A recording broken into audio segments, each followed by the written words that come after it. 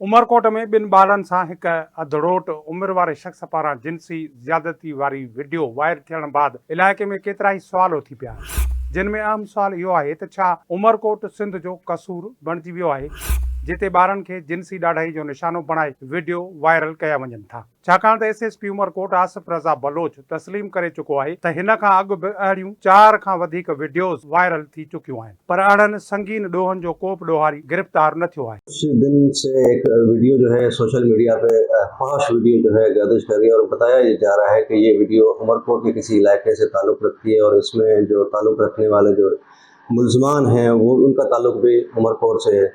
इसका हमने properly notice लिया है और इसको जो है हम बिल्कुल फिक्स करेंगे इसमें और कानूनी कार्रवाई का आगाज़ हमने कर दिया है। इसमें अब तयन 2 चीज़ों का होना, एक मुल्ज़मान का और दूसरा जो है इसमें जगह का, जाए वक़ुआ का, ताकि ये पता हो कि ये वक़ुआ उमरकोट में हुआ है। तो बिल्कुल ये कानूनी कार्रवाई जो है आगे चल के उसको हम पाया तकमील तक भी पहुँचाएँगे और जो उसकी कानूनी ज़रूरियात हैं उनको पूरा करते हुए और ये कोशिश करेंगे कि इस तरह की फौजदारी वाली हरकत आइंदा कभी भी उमरकोट में रूनमा ना हो। समाज खे ॾकाए छॾण जहिड़ी सघ रखंदड़ ॿारनि सां जिन्सी ॾाढाई जूं उमरकोट में 4 खनि एफआईआर हिन वाक़िए खां अॻु बि दाख़िल थियूं हुयूं, पर इहा माफ़िया एॾी ताक़तवर आहे जो हिकु बि फ़िर्यादी उन केस खे अॻिते वधाइण लाइ तयारु न थियो।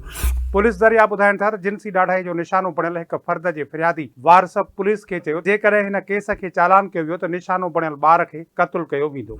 उमरकोट में इहा ॻाल्हि बि आम आहे त हिकु गुरूह अहिड़ा वीडियोज़ रिकॉर्ड करे केतिरनि ई माण्हुनि खे ब्लैकमेल करे उन्हनि खां लखे रुपया वसूल करे चुको आहे।